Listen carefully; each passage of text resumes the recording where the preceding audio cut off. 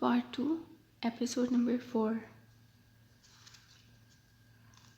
Hotel کی اس روشنیوں سے منور ہال میں اسٹیج بنا تھا جس پہ رکھے ڈائس کے پیچھے ایمان موسیٰ کھڑی تھی۔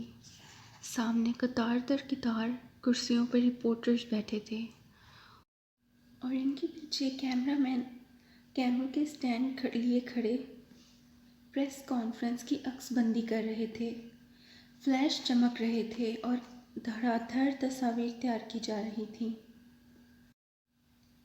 ایمان چہرے کی گرد سکارف لپیٹے، لمبی اسکرٹ پہ سیاہ کوٹ پہنے اسپاٹ تاثرات اور خوبصورت موٹی آنکھوں والی نوجوان لڑکی تھی جو اسپاٹ انداز میں مائک میں کہہ رہی تھی، ادیب بن سعود نے مجھے متعدد بار ہراس کیا۔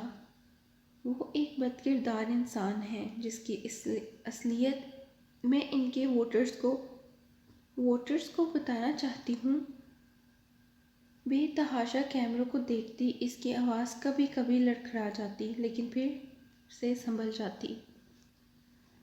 اپنے آفس میں بیٹھی صوفیہ رحمان نے ناپسندیدگی سے ٹی وی اسکرین پر دکھائی دیتی ایمان کو دیکھا۔ تم لوگ اس کو ریہرسل تو کروا دیتے، یہ تو خود کنفیوز لگ رہی ہے۔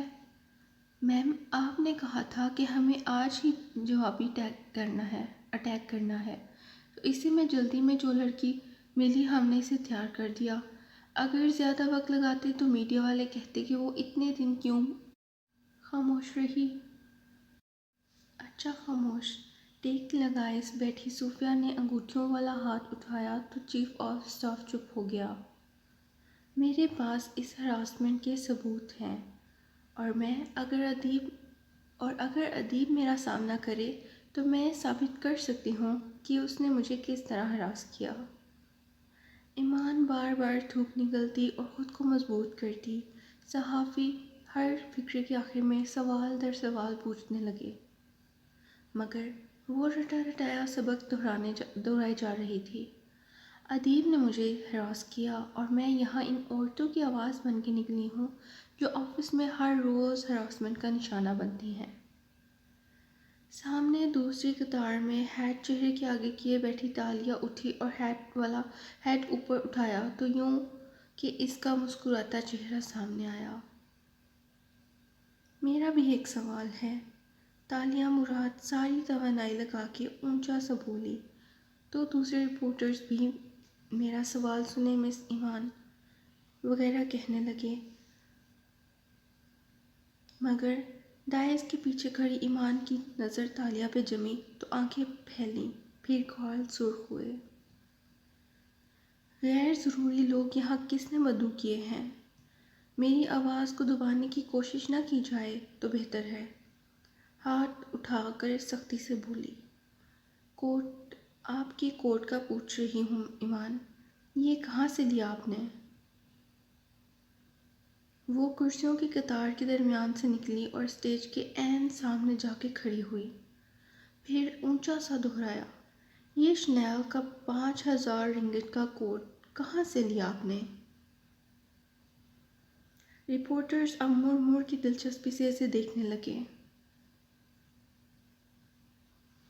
دوسرے لوگوں نے سوال بند کر دیے۔ کیمرہ مین دھڑا دھڑ اسٹیج کے سامنے کھڑی لڑکی کی تصاویر اتارنے لگے جس کے پیچھے اس کے تینوں اسٹافرز بھی آ کھڑے ہوئے۔ ادیب بن سعود نے میرے بار بار منع کرنے کے باوجود مجھے ہراساں کیا۔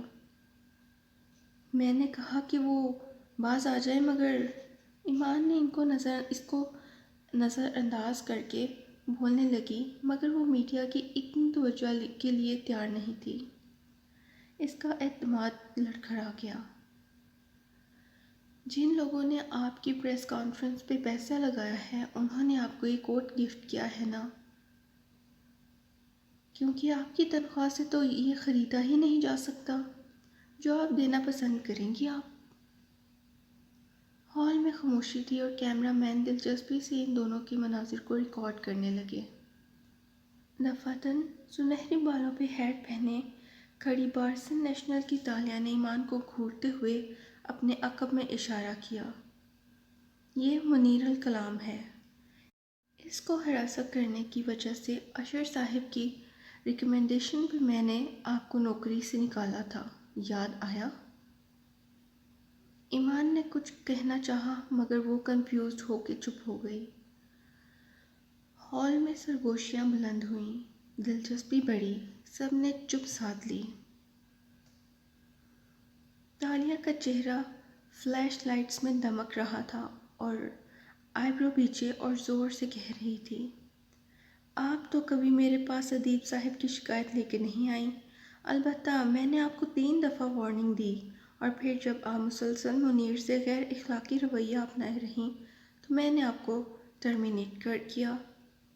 آپ نے مجھے اس بات پہ ٹرمینیٹ نہیں کیا تھا، وہ سرخ بھوکا چہرے سے غصے سے بولی۔ یہ آپ کے ٹرمینیشن لیٹر کی کاپی ہے۔ اس نے ایک کاغذ کھولا اور لہرایا۔ اس میں وجہ ہراسمنٹ لکھی ہے، سب دیکھ سکتے ہیں۔ اس نے لیٹر کو ایک رپورٹر کی طرف بے نیازی سے ڈالا اور مڑ کے منیر کو اشارہ کیا۔ یہاں رپورٹرز فوراً سے لیٹر کو دیکھنے لگے۔ وہاں منیر متذبذب پریشان سا کھڑا تھا۔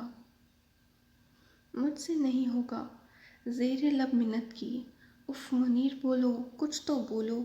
اس نے پلٹ کے اسے گھورا۔ منیر نے تھوک نکلا، جے تالیہ ٹھیک کہہ رہی ہیں۔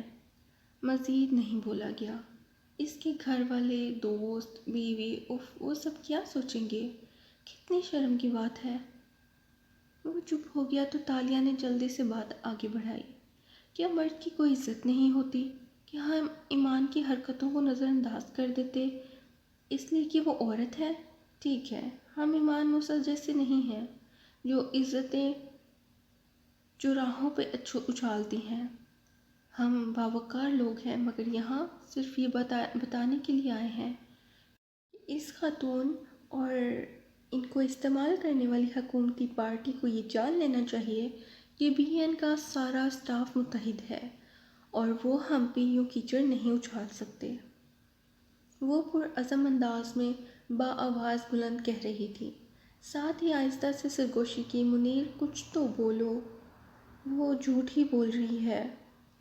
ایمان کو منیر کی خاموشی سے حوصلہ ملا تو جلدی سے کہنے لگی، یہ ادیب صاحب کو بچانے کے لیے الزام لگا رہی ہے۔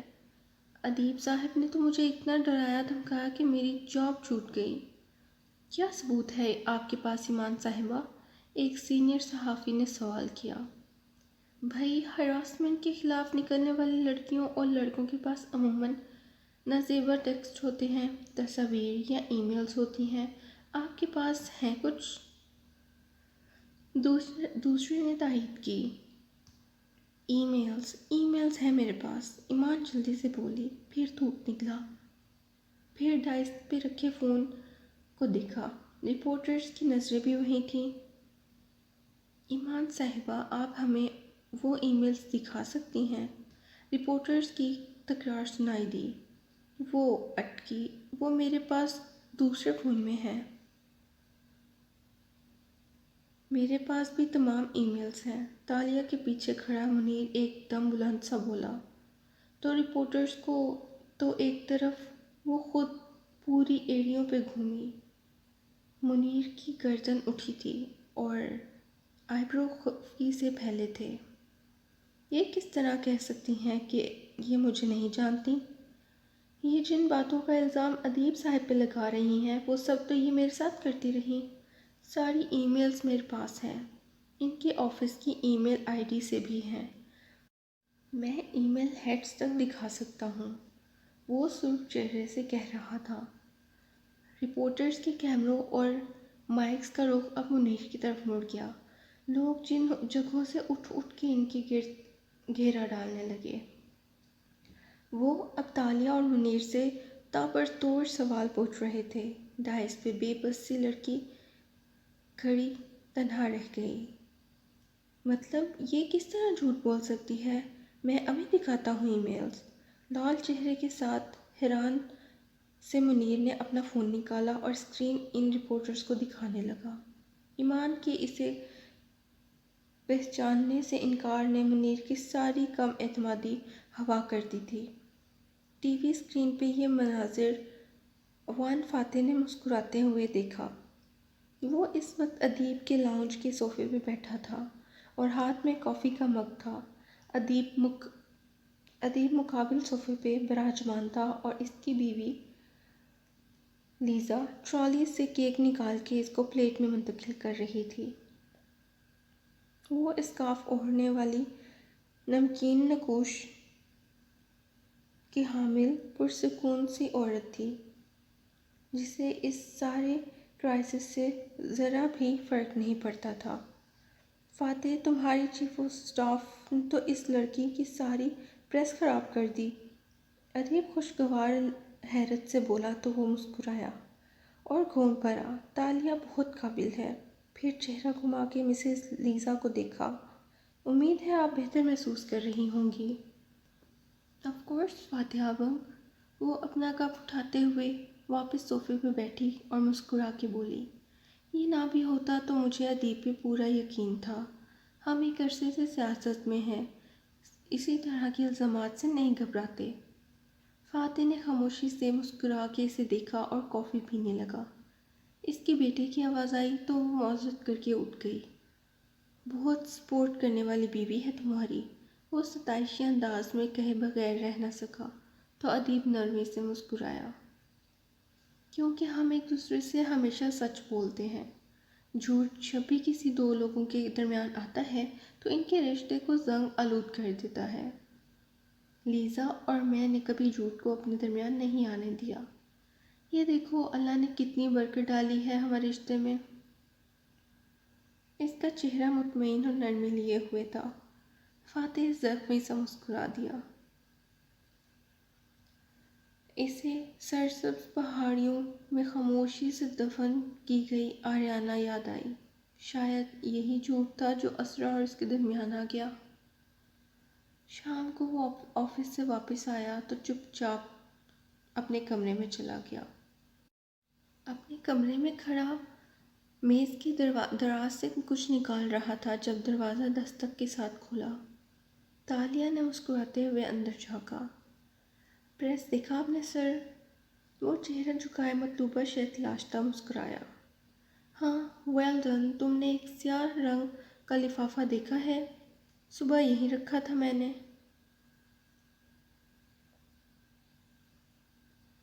تالیہ کی مسکراہٹ سمٹی، دل بجھ سا گیا۔ نہیں سر۔ اندر آئی اور غور سے اس کے چہرے کو دیکھا۔ آپ کو دیر ہو گئی واپسی پہ؟ ہاں، میں ادیب اور اس کی بیوی سے ملنے ان کے گھر چلا گیا تھا۔ وہ دونوں آپس میں خوش تھے اور انہیں ایمان والے مسئلے سے کوئی فرق نہیں پڑتا تھا۔ تو میں واپس آ گیا۔ الفاظ میں تلخی تھی جو اس نے پہلی دفعہ محسوس کی تھی۔ وہ مسلسل سر جھکائے کچھ تلاش کر رہا تھا۔ ان کی وائف بہت سپورٹیو ہے، آئیڈیل سیاسی بیوی۔ وہ غور سے اس کا بجھا چہرہ دیکھتی قدم قدم چلتی قریب آئی۔ اور آپ کو شاید یہ محسوس ہوا کہ آپ کی وائف اتنی سپورٹیو نہیں ہے۔ فاتح نے بری طرح چونک کے سر اٹھایا۔ واٹ؟ میں آپ کو اچھی طرح جانتی ہوں سر، آپ کے دل کا حال چہرے پہ آ جاتا ہے۔ ایسی بات نہیں، اسرا بہت اچھی بیوی ہے۔ اسے برا لگا تو فوراً تاثر رد کر دیا۔ وہ تو اچھی ہیں مگر آپ بھی اتنے اچھے ہیں یا نہیں؟ اس نے سینے پہ بازو لپیٹ لیے اور سادگی سے فاتح کو دیکھا۔ آفس نیم روشن تھا۔ وہ دونوں میز کے اطراف میں آمنے سامنے کھڑے تھے اور اوپر لٹکتا ایک سفید بلب روشن تھا۔ میرا نہیں خیال کہ میں برا شوہر ہوں۔ اس کے آئیبرو تن گئے۔ اسے یہ بات ناگوار گزری تھی۔ تو پھر آپ کی اور آپ کی بیوی کے درمیان کیا چیز آ گئی؟ کیا آ سکتا ہے؟ میں مصروف رہتا ہوں اور ان پاپ کارنز کا کیا؟ سادگی سے شانے اچکائے نظریں فاتح پہ جمی تھیں۔ وہ بالکل ٹھہر گیا، گردن کے بال کھڑے ہو گئے۔ مطلب میں نے آپ کو یہ اوپر ریسرچ کی تھی سر۔ فاتح کا چہرہ سرخ ہوا۔ واٹ؟ کس سے پوچھ کے؟ میری اجازت کے بغیر؟ کیا صوفیہ رحمان آپ کی اجازت لیتی ہیں؟ نہیں نا، تو مجھے بھی ضرورت نہیں تھی، کیونکہ اگر مجھے یہ معلوم ہو سکتا ہے کہ آپ نے آریانہ کو اس چیئر لفٹ کے نیچے پہاڑوں میں دفنایا تھا اور اس کے خون آلودہ پاپ کارن والیٹ میں رکھے تھے، تو کسی کو بھی ہو سکتا ہے۔ اس کا ایک ہاتھ دراز میں تھا اور وہ سیدھا کھڑا بس یک ٹک تالیہ کو دیکھ رہا تھا، گویا برف کا مجسمہ ہو۔ کتنے ہی لمحے ششدر سے گزر گئے۔ تمہیں کیسے اس سے تردید بھی نہ ہو سکی؟ آپ کے اور آپ کی بیوی کے درمیان شاید یہی چوٹ آ گیا؟ آپ مجھے اور باقی سب کو تو سچائی کے درس دیتے ہیں، مگر خود آپ اتنا بڑا سچ ارسلہ سے کیسے چھپا سکتے ہیں؟ وہ تو اچھی بیوی ہیں، مگر آپ اچھے شوہر نہیں ہیں۔ وہ آنکھوں کی پتلیاں سکوڑے بے یقینی اور تعجب سے اسے دیکھے جا رہا تھا۔ تمہیں پتہ ہے تم کیا کہہ رہی ہو؟ جی سر، وہ مجھے یہ بھی معلوم ہے کہ آریانہ آپ کی بیٹی نہیں تھی، اور اس سے پہلے کہ آپ کے دشمن ان حقائق کو آپ کے خلاف استعمال کریں، آپ کو انہیں خود فیس کر لینا چاہیے۔ جرأت مندی سے وہ کہہ تو گئی، مگر پھر دیکھا فاتح کا چہرہ سرخ پڑنے لگا، اس کا جبڑا بھیج گیا۔ How dare you! میں صرف آپ کو ان لوگوں سے بچانا چاہتی ہوں سر۔ Get out! بازو دروازے کی طرف لمبا کر کے گڑگڑایا۔ Out now! جا رہی ہوں۔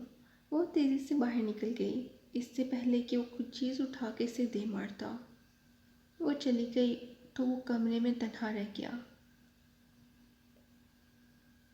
اسی طرح ساکت جامد کھڑا رہا۔ شوق، غصے اور بے بسی سے اس کے ہاتھ کپ کپا رہے تھے، رنگت متغیر ہو رہی تھی۔ وان فاتح کو یقین نہیں آ رہا تھا کہ ان چند لمحوں میں وہ کیا کیا کہہ کر چلی گئی تھی۔ جو راز اس نے خود سے بھی اونچی آواز میں نہیں کہا تھا، وہ اس کی چیف آف اسٹاف سے کیسے سنا کر چلی گئی؟ وہ باہر بیٹھی تھی جب فاتح آفس سے نکلا اور اسے نظر انداز کر کے سیدھا آگے بڑھ گیا۔ وہ چپ چاپ بیٹھی رہی، جیسے ایسے ہے تو پھر ایسے ہی صحیح۔ وہ لفٹ تک پہنچا ہی تھا جب ڈلیوری بوائے آیا اور اسے ایک لفافہ تھمایا۔ فاتح نے خاموشی سے اسے پکڑ لیا اور لفٹ میں سوار ہو گیا۔ اس کے سنجیدہ تاثرات اور غصیلی نظریں دیکھ کے ارد گرد کسی نے اس سے بات کرنے کی ہمت نہیں کی۔ کار کی پچھلی سیٹ پہ بیٹھے گھر کے رستے میں اس نے لفافہ کھولا اور اندر کا کاغذ نکالا۔ وہ حالم کی لکھی رپورٹ تھی۔ اس کے مطابق اس رات فاتح کے ساتھ کچھ خاص نہیں ہوا تھا۔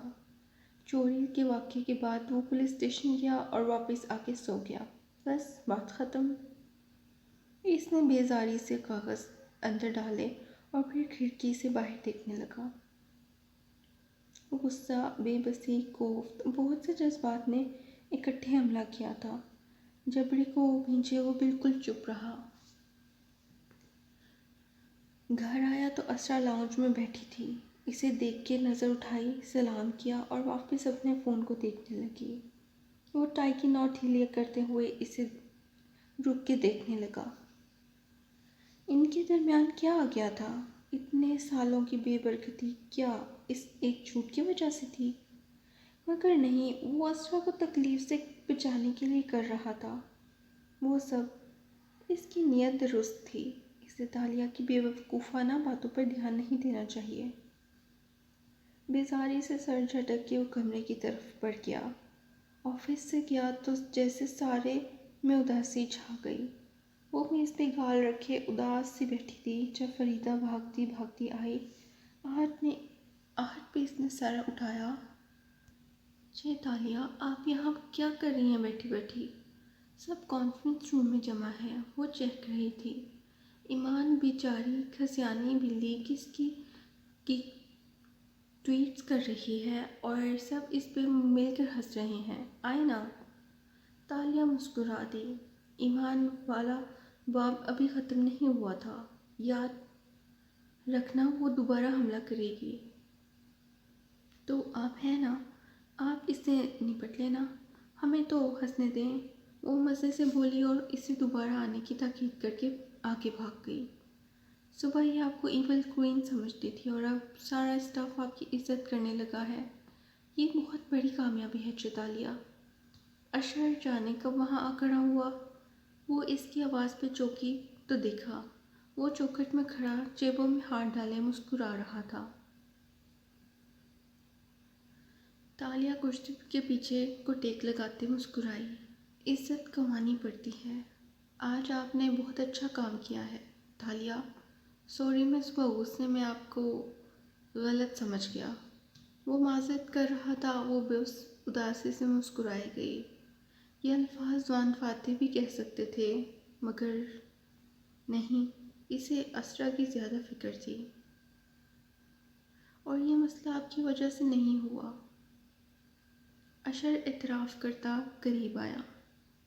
میں نے آبنگ کو غلط مشورہ دیا کہ صوفیہ کو پبلک میں آریانہ کا ذمہ دار ٹھہرائیں۔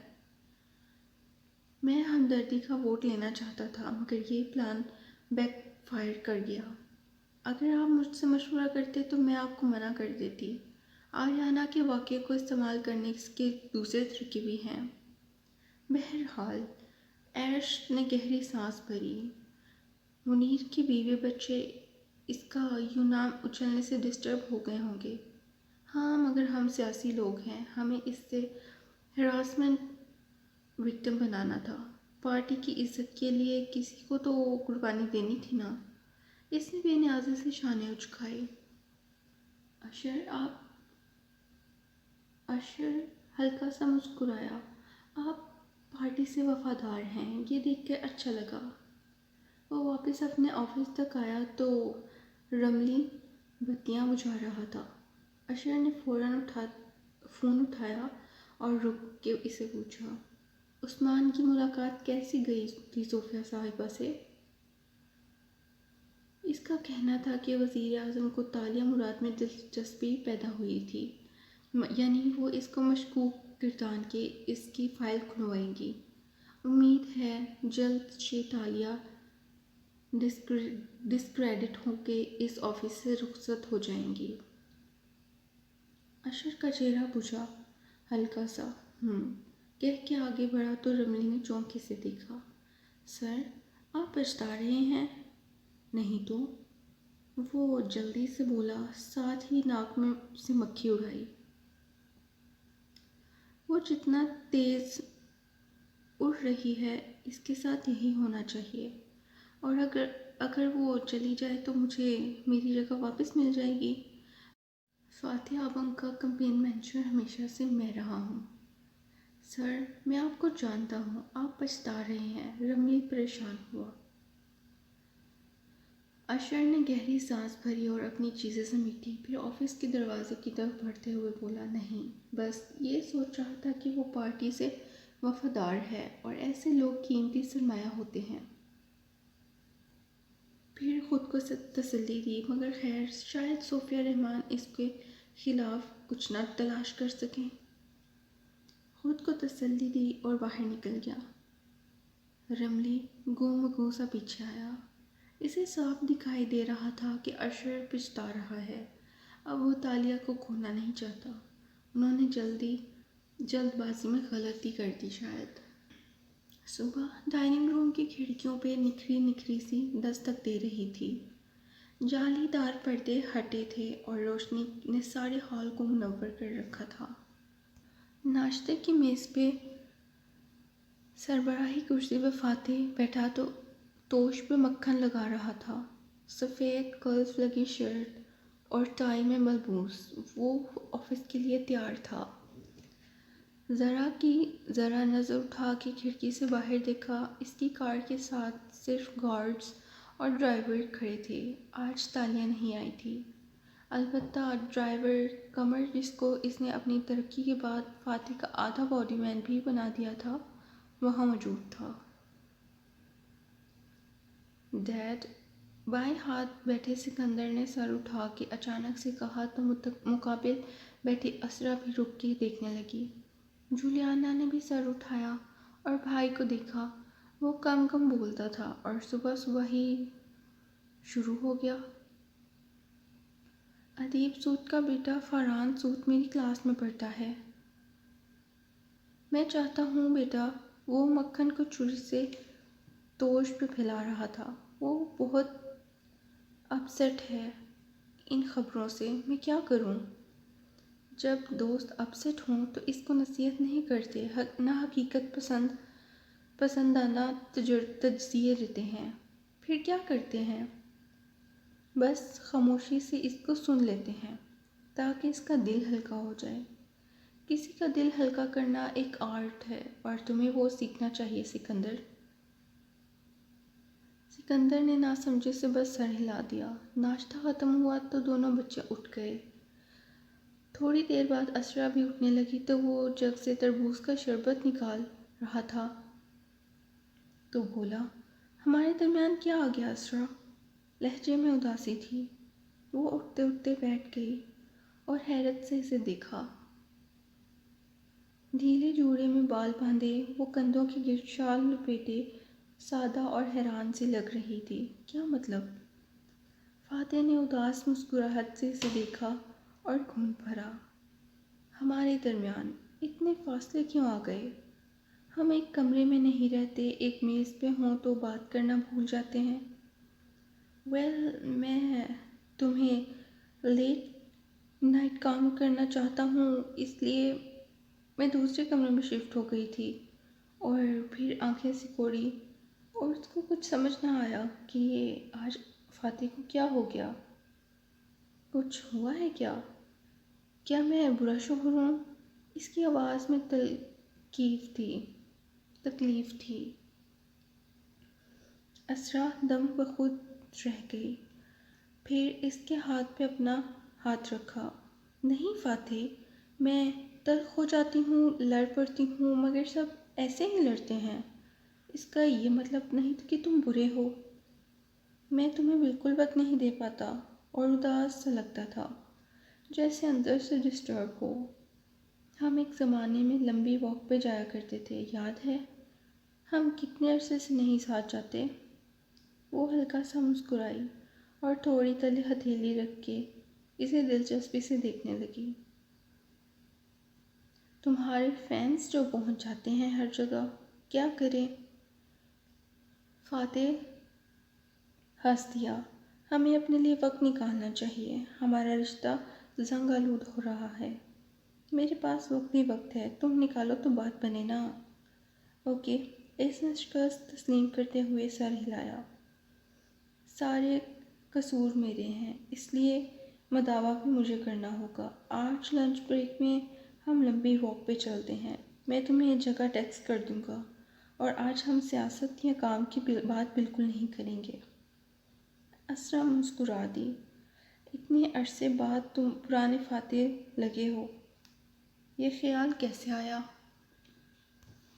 تالیہ، اس نے مجھے احساس دلایا کہ میں ایک برا شوہر ہوں۔ وہ اٹھتے ہوئے بولا تو اسرا کی مسکراہٹ غائب ہو گئی۔ کیا مطلب؟ اس کا مطلب یہ تھا کہ مجھے ملائیشیا کو بہتر بنانے سے پہلے اپنے گھر کو بہتر بنانا ہوگا۔ شاید وہ درست کہتی ہے کہ میں برا شوہر ہوں اور تم اچھی بیوی ہو۔ اسرا ہلکا سا مسکرائی۔ چلو، کسی نے تو تمہیں احساس دلایا۔ وہ ثابت ہوا کہ تالیہ کے بارے میں میرا پہلا اندازہ درست تھا۔ وہ اچھی لڑکی ہے اور ہمارے لیے مثبت تبدیلی لائے گی۔ بولتی بہت ہے مگر۔ وہ ہلکا سا ہنس دیا تو اسرا نے بھی ہنس کے سر جھٹکا۔ میں لمبی واک کا انتظار کروں گی۔ وہ موبائل اور کوٹ اٹھائے جا رہا تھا جب اسرا نے پیچھے سے پکار کے یاد دہانی کرائی۔ اب وہ بہتر محسوس کر رہا تھا۔ تالیہ نے اسے دوپہر تک اپنی شکل نہیں دکھائی اور چند میٹنگز میں مصروف رہا، البتہ لاشعوری طور پہ اس کا منتظر تھا۔ پھر دوپہر میں جب وہ آفس میں 2-3 فائل سامنے کھولے بیٹھا تھا، دروازے پر وہ مخصوص دستک ہوئی جو وہ انگوٹھی کے سرخ نگینے سے کرتی تھی۔ فاتح زیر لب مسکرا دیا۔ دھیرے سے دروازہ کھلا، وہ سر جھکائے کام کرتا رہا۔ قدموں کی چاپ قریب آئی اور پھر خفا خفا سی آواز، آپ کی آج کی میٹنگز کا شیڈول کر دیا ہے سر، آپ اس کو اپروو کر دیں تو میں سیٹ ڈاؤن۔ فائل پڑھتے ہوئے انگلی سے کرسی کی طرف اشارہ کیا تو اس کی بولتی بند ہو گئی۔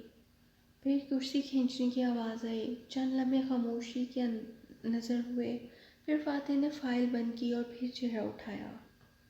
وہ سیاہ کوٹ میں اسکرٹ میں ملبوس تھی، پیٹھ کی مانگ نکال کے سنہرے بالوں کو جوڑے میں بند کیا ہوا تھا۔ اس کی سیاہ آنکھیں ناراض لگتی تھیں۔ سر، آپ انٹرویوز کی لسٹ کو دیکھ کے بتا دیں کہ جو تم نے کل کہا کوئی اور کہتا تو میں اسے فوراً نوکری سے نکال دیتا۔ پیچھے کو ٹیک لگاتے ہوئے وہ سنجیدگی سے شروع ہوا تو تالیہ کی پیشانی پہ سلوٹیں پڑی۔ سچ بولنا جرم ہے کیا؟ سچ اور کسی کی زندگی میں انٹرفیئر کرنے میں فرق ہوتا ہے لڑکی۔ آپ کسی نہیں ہیں، میں آپ کی کمپین مینیجر ہوں اور آپ اس لحاظ سے میرے کلائنٹ ہیں۔ ہمارے کانٹریکٹ کے کلاز B5 کے تحت میں آپ کو زندگی کے ہر اس پہلو سے مشورہ دے سکتی ہوں جو آپ کے الیکشن کے لیے فائدہ مند ہوں۔ واللہ میں نے یہ کانٹریکٹ بغیر پڑھے سائن کیا تھا۔ سادگی سے شانے اچکائے۔ کانٹریکٹ کی بجائے آپ کو کمپین رولز پڑھنے چاہیے تھے۔ سر، آپ جانتے ہیں عوام کو کیا پسند ہوتا ہے؟ وہ خفگی سے کہتی آگے کو جھکی اور تیز تیز بولنے لگی۔ ایک فیملی مین لیڈر جس کی ہنستی مسکراتی بیوی، 2 بچے اور ایک پالتو جانور اس کے ساتھ خوش باش نظر آتا ہو۔